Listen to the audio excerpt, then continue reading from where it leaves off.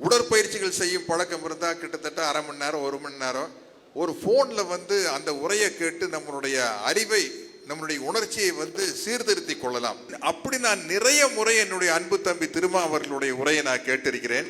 நான் எல்லாருக்கிட்டையும் எப்பவோ ரசிகர் எனக்கு புரட்சி தமிழன் ஒரு பட்டம் கொடுத்துட்டாரு, அதை தயவு செய்து போடாதீங்கன்னு சொல்லுவேன். இதெல்லாம் புரட்சினா அப்புறம் தம்பி திருமா பண்ணது என்ன? முரசு கொட்டுறவன் போருக்கு போக மாட்டான். நீங்க நல்லா யோசிச்சு பாருங்க.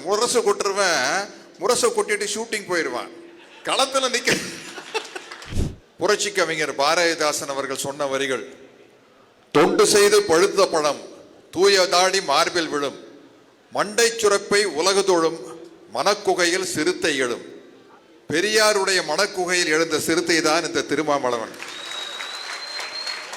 ஆனால் எழுச்சி தமிழர் திருமாவளவன் என்ற சிறுத்தையின் மனக்குகையில் எழுந்தது முத்துக்குமார் என்ற கரும் புலி. ஒரு சிறுத்தையின் மனக்குகையில் ஒரு புலி எழுந்திருக்கிறது, அதுதான் முத்துக்குமார் என்ற கரும்புலி. முத்துக்குமார் உள்ளிட்ட அனைத்து தியாகிகளுக்கும் என்னுடைய வீர வணக்கத்தை செலுத்திக் கொள்கிறேன்.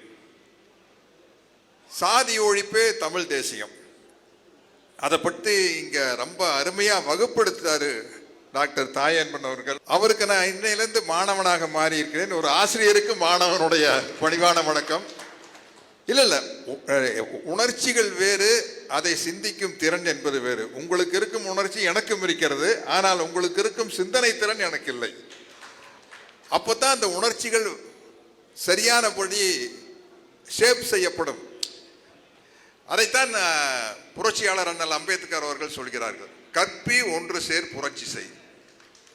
அப்படி உங்களுக்கெல்லாம் கற்பித்துக் கொண்டிருப்பவர் தான் எழுச்சி தமிழர் என்னுடைய அன்பு தம்பி தொல் திருமாவளவன் அவர்கள்.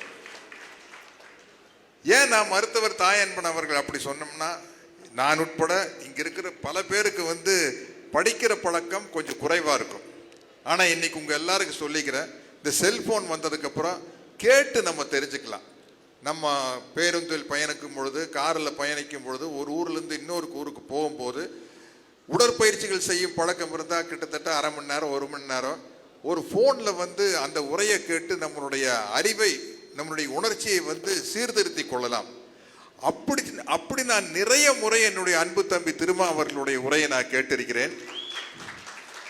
இப்ப என்னுடைய தம்பி வன்னியரசு அவர்கள் எனக்கு ஒரு உரையை அனுப்பிச்சிருக்காரு. அது அந்த பெரியாருடைய நிகழ்ச்சியில் பேசியது. அந்த நிகழ்ச்சியில் தம்பி திருமாவளவன் அவர்கள் கிட்டத்தட்ட 1.25 மணி நேரம் பேசியிருக்காரு. அதனுடைய ஒலி வடிவத்தை எனக்கு தம்பி வன்னியரசு அனுப்பிச்சிருக்காரு. அதை நான் 2 நாளில் கேட்டுருவேன். நான் திருப்பி இப்போவே இங்கிருந்து காரில் இங்கிருந்து என் வீட்டுக்கு போகிறதுக்கு 1/2 மணி நேரம் ஆகும். மாலை உடற்பயிற்சி செய்யல ஒரு 1/2 மணி நேரம். இது எல்லாத்துலேயும் அந்த 1.25 மணி நேரம் பேச்சை கேட்டு என்னுடைய உணர்ச்சியை நான் வடிவமைத்துக் கொள்வேன். அதுதான் ரொம்ப முக்கியம். வெறும் உணர்ச்சிகள் இருந்து பத்தாது, உணர்ச்சிகளை வடிவமைக்க நாம் கற்றுக்கொள்ள வேண்டும். அப்படி வடிவமைக்க கற்றுக்கொள்வதற்கு நாம் புரட்சியாளர் அண்ணல் அம்பேத்கர் போன்று, இப்பொழுது நான் தைரியமா சொல்றேன், புரட்சியாளர் தம்பி தொல் திருமாவளவனை. ஏன்னா இன்றைய சூழ்நிலையில் தம்பி திருமா புரட்சியாளர்னு சொன்னாம வேற யார சொல்றது? நான் எல்லாருக்கிட்டையும் எப்பவோ ரசிகர் எனக்கு புரட்சி தமிழன் ஒரு பட்டம் கொடுத்துட்டாரு, அதை தயவு செய்து போடாதீங்கன்னு சொல்லுவேன். இதெல்லாம் புரட்சினா அப்புறம் தம்பி திருமா பண்ணது என்ன? நான் பெரியார் திடல்ல ஒண்ணு கொடுத்தாங்க, இன முரசு, அதைத்தான் இங்க போட்டிருக்காங்க. அதுக்கு ஓரளவுக்கு நான் தகுதியானவன். இந்த இனத்துக்காக முரசு கொட்டுப்பவன். முரசு கொட்டுறவன் போருக்கு போக மாட்டான். நீங்க நல்லா யோசிச்சு பாருங்க. முரசை கொட்டிட்டு ஷூட்டிங் போயிடுவான், களத்துல நிக்க. இன முரசுதான். இந்த முரசு இனத்திற்காக தம்பி திருமாவளவனோட நின்று முரசு கொட்டிட்டு ஷூட்டிங் போயிடும்.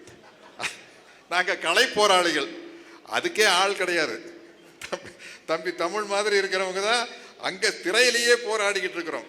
இன்னும் தமிழ்கிட்ட இருந்து நிறைய எதிர்பார்க்கிறோம். ஏன்னா அவருடைய வாழ்வியலை படமா எடுத்தாரு டானாக்காரன் அப்படின்ட்டு.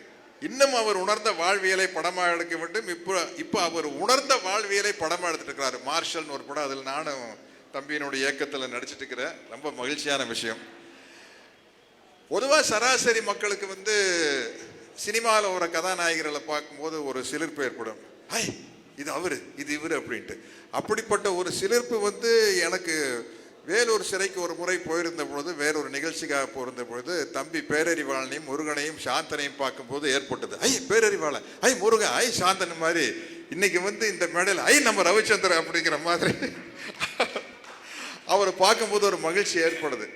ஏன்னா எவ்வளவு பெரிய இப்போ சிறை அப்படிங்கிறத நினைச்சு பார்க்கும்போது, நம்ம விளையாட்டு போல சொல்லிட்டோம், மருத்துவர் 1.5 வருஷம் சிறையில் இருந்தார் அப்படின்ட்டு. அப்படி தம்பி திருமாவர்கள் எத்தனையோ வருஷம் சிறையில் இருந்திருக்காரு. ரவிச்சந்திரனை பற்றி சொல்லவே வேண்டியதில்லை. அதனால அந்த உணர்ச்சியை வந்து நாங்கள் வந்து வேடிக்கை பார்த்தா தெரிஞ்சுக்க முடியுதோடைய உணர்ந்து தெரிஞ்சு கொள்ள முடியாது. நமது இளம் சேகுவாரா அவர்கள் பேசும்போது அதை பற்றி அருமையாக சொன்னார். ஏன்னா இன்னைக்கும் சரி, நம்ம தமிழ் தேசியம் தமிழ் தேசியம்னு பேசி எந்த பிரயோஜனம் இல்லை. சாதி ஒழிப்பே தமிழ் தேசியம். அது இல்லாத வரைக்கும் ஆணவ படுகொலை அப்படிங்கிற பேர்ல ஒரு தமிழன் தான் இன்னொரு தமிழனை வெட்டுகிறான். அதற்கு காரணம் சாதிதான். அவன் வந்து ஒரு சீனாக்காரனோ ஜப்பான்காரனோ வந்து வெட்டல. சாதி என்ற வெறியின் காரணமாக ஒரு தமிழன் தான் இன்னொரு தமிழனை வெட்டுறான். அதனால இந்த சாதி ஒழிப்பே தமிழ் தேசியம், அந்த சாதி ஒழிப்பே தமிழ் தேசியம் என்ற முழக்கத்தை இன்று கரும்புலி முத்துக்குமாரின் நினைவு நாளில் நாம் சபதமாக ஏற்போம். தம்பி திருமாவின் தலைமையில். நன்றி, வணக்கம்.